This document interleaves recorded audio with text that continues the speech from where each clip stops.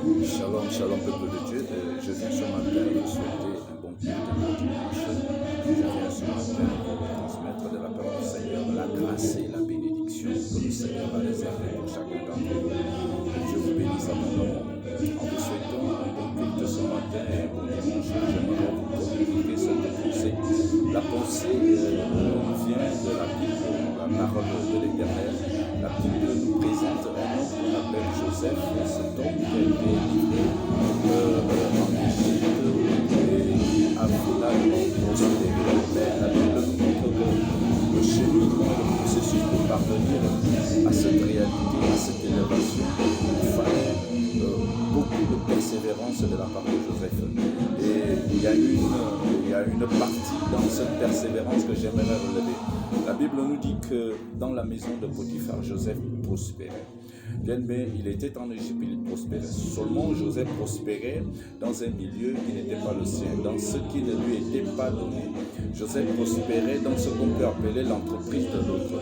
Et il y a un autre phénomène qui se produit, c'est que Joseph non seulement prospérait, mais Joseph va être persécuté dans cette entreprise. La Bible dit que son vêtement va être, après harcèlement de la femme de Potiphar, son vêtement va être retenu par la femme de Potiphar pour servir de témoignage. Un témoignage bien sûr injuste pour servir de témoignage contre la vie de Joseph, et il va le brandir en disant: voici quelqu'un qui a voulu abuser de moi. Et nous comprenons par là qu'il y a des situations que nous traversons, mais nous ne savons pas que c'est à cause des faux témoignages, de ceux qui parlent contre nous. Les gens se servent des choses et de notre vie, mais injustement nous accusent. On a accusé le Seigneur Jésus, et je voudrais dire à quelqu'un ce matin, quel que soit ce que tu traverses de façon injuste, prends courage, parce que le Dieu de la délivrance a tracé un cheminement afin de t'amener là où tu dois arriver. Ce ne sont pas comment on appelle ça, des témoignages injustes qui retiendront ta destinée et qui perturberont ta destinée. Prends garde de ne pas prendre des décisions, des mauvaises décisions suite à des témoignages, à du colportage vis-à-vis de ta vie. Si on a dit des choses, on t'a accusé faussement, sache que le Dieu de délivrance va te délivrer. Je vais avancer sur le point que j'ai envie de transmettre avec vous, c'est le point où Joseph va arriver quelque part dans une prison, et il fallait un élément déclencheur pour sortir de prison. Si Joseph n'avait pas saisi cette opportunité, mais Joseph ne serait pas sorti de prison. Joseph, la Bible nous dit qu'il va commencer à interpréter les rêves de ceux qui étaient avec lui en prison. Je rappelle qu'ils sont ensemble dans une prison. Et quand on est dans une prison, généralement, c'est vrai qu'il y a cet esprit communautaire, mais chacun se préoccupe de sa situation. Mais là, la Bible nous présente Joseph qui va se préoccuper des situations de ceux qui étaient avec lui en prison. Et la Bible dit qu'en se préoccupant, en faisant quelque chose, c'est pour cela que nous comprenons mieux pourquoi la Bible nous exhorte à ne pas se lasser à faire du bien. Bien, mais dans ce que tu es en train de faire comme bien, ne te décourage pas, parce que dans ce que tu es en train de faire, il y a certainement, assurément, un élément déclencheur, un élément qui va permettre que ton nom arrive là où ton nom doit arriver, un élément qui va permettre que ton témoignage parvienne à un lieu où on dit que personne ne pourra arriver.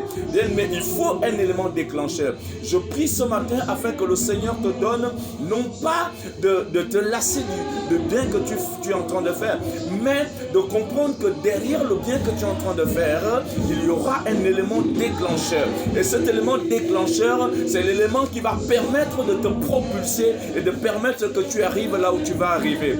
Continue de faire le bien pour le Seigneur, continue de servir, continue d'être utile pour le Seigneur. Je vais t'encourager à te dire, ne te lasse pas, ne te lasse pas. Il y aura forcément dans ce que tu es en train de faire un élément déclencheur de ton bien, un élément déclencheur de ta grâce, un élément déclencheur de ta bénédiction. Et je crois que Dieu a déjà préparé cet élément déclencheur. Que ce jour soit un jour de bénédiction, que ce jour soit un jour de faveur pour toi, que le Seigneur te localise de là où tu es et que tu reçoives ce que tu attends, tu reçoives le projet de Dieu, la promesse de Dieu, qu'elle s'accomplisse. Je prie que les éléments déclencheurs soient dans ta vie et commencent à te localiser et que tu ne te détournes d'aucun élément déclencheur, quel que soit le prix à payer de l'élément déclencheur. Je bénis ton nom ce matin, je bénis ta vie ce matin, je bénis ta famille ce matin, que le Dieu de grâce te comble de sa grâce au nom puissant de Jésus-Christ de Nazareth.